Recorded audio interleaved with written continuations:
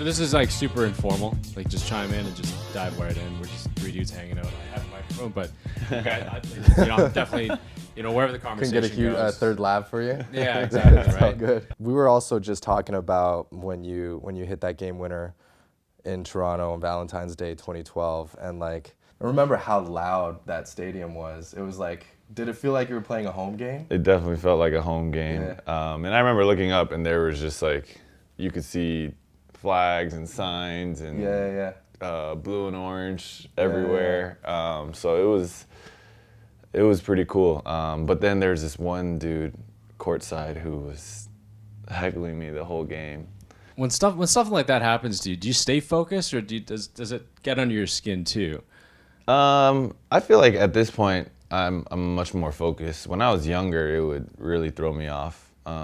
Actually, the worst was in college when I would let fans and opposing players really get to me. And then there was one instance where one of the players I was playing against kept calling me a chink in front of the refs and my teammates. Everyone could hear him multiple times. The refs did nothing about it.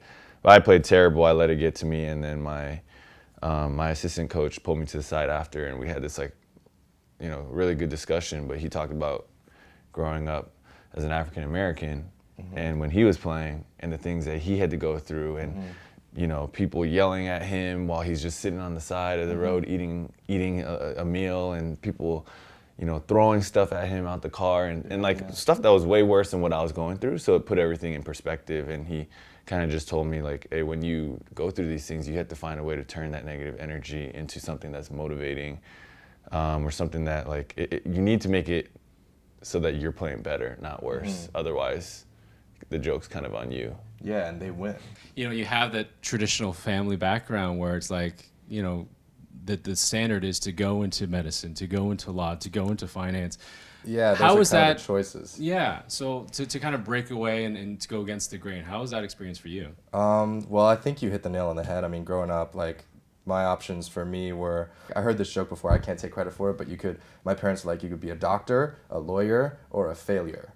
Right. That was the three. And so I found my way to business school, kind of tried to do the right thing. I couldn't be a doctor or a lawyer. My grades weren't good enough. But I ended up working at Deloitte, which is like an accounting firm, and then lasting not very long because I just wasn't very motivated or good at my job.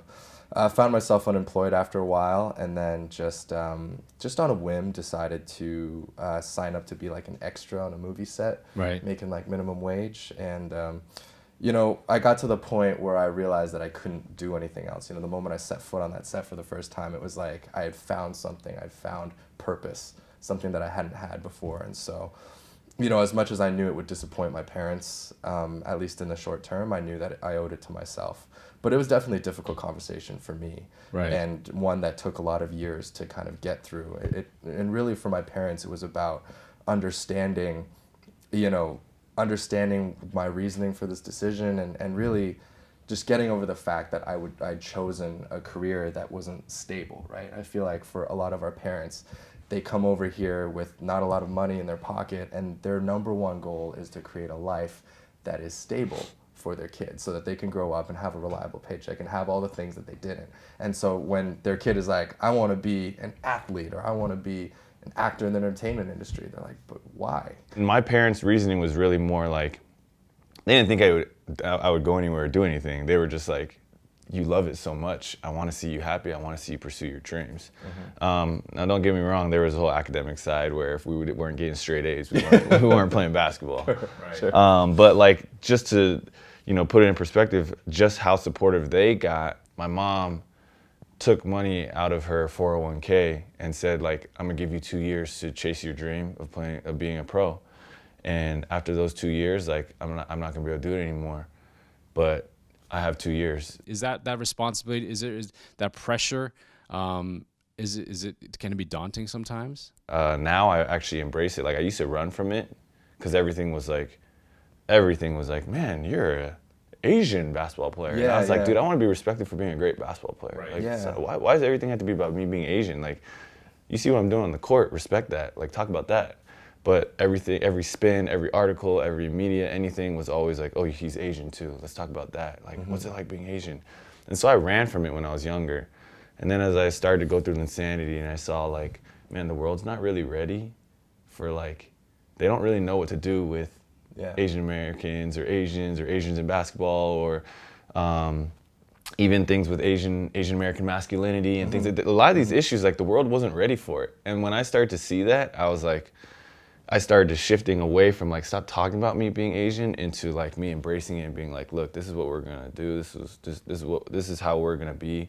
And hopefully by doing this, we can slowly chip away at, you know, the misconceptions that are out there. Where do you guys see in your respective crafts and industries right now the state of diversity and representation? The community was non-existent. We didn't really have a culture of our own, or like a diaspora, like a set, or like just people that we could build up. And so I think what we did was we just kind of tried to hide our otherness. Anytime we brought a smelly lunch to class, or I certainly had a lot of those experiences, but I was like, hide your Asianness, hide your Asianness, don't be proud of it, like, and that's further reinforced by my parents too, being like, classic Asian upbringing is like, don't stand up, like the tall weeds are the ones that get cut. So like keep your head down, just lay low. And then all of a sudden to have like a platform thrust upon me, I'll be a much smaller level, but it's still, it's like I'm realizing now the need for people to speak up, and really what I would love to do is to create an environment where people are just proud to be Asian, to be like, it's just an honor to be Asian. And it really is. I love our culture. It's a phenomenal culture. It deserves celebrating, and we have more than enough role models. Growing up too, it's like being an Asian American male. I didn't really feel that cool, or like sought after or whatever. Not that that's like the end all be all, but I do think like even your character itself is that you represent is groundbreaking. And so as we continue to do more and more of that, I think like we'll see more and more of it, and hopefully in sports we'll see that soon. But right now it is tough. It'd be nice to suit up against or suit up with somebody who is like, man, like you really get me. What advice would you give people who are watching right now and wanting to be in your shoes, but for whatever reason, family, tradition, culture, they may think otherwise? For me, it's about giving yourself the permission to go there, to have that dream. Because growing up, I was an only child. Like my parents worked all the time, so I raised myself on movies, and I always in the back of my mind knew that I wanted to be involved with them, but I just killed that dream before it even I let it manifest in my heart, because I was just like, there's no way. And because of that, I never really treated it as a possibility. And if I could tell kids one thing, is to just like believe that you can do it, and you will start to structure your life around those decisions. Coming into a primarily white and black cultured industry, I was very like you said, like cushy, very polite, whatever, like yes, I'll do what you say, and I lost myself within that. And that's what I saw my rookie year, was I never played my brand of basketball because I was trying to be who everyone else wanted me to be, whether it was a coach or a teammate. But then I realized those coaches and those teammates, they were boxing me in, and they didn't understand what I was capable of. But I never really showed them either. And so when I finally got there, that second year in New York, I was like, dude, if I'm going down, I have to do it my way. As I was mentioning earlier, it's so rare for somebody who is Asian, or Asian American, or Asian Canadian to be given a platform, and to be given just a platform that people will actually listen and respect what you say, that I feel like it's almost like the responsibility has been thrust on us.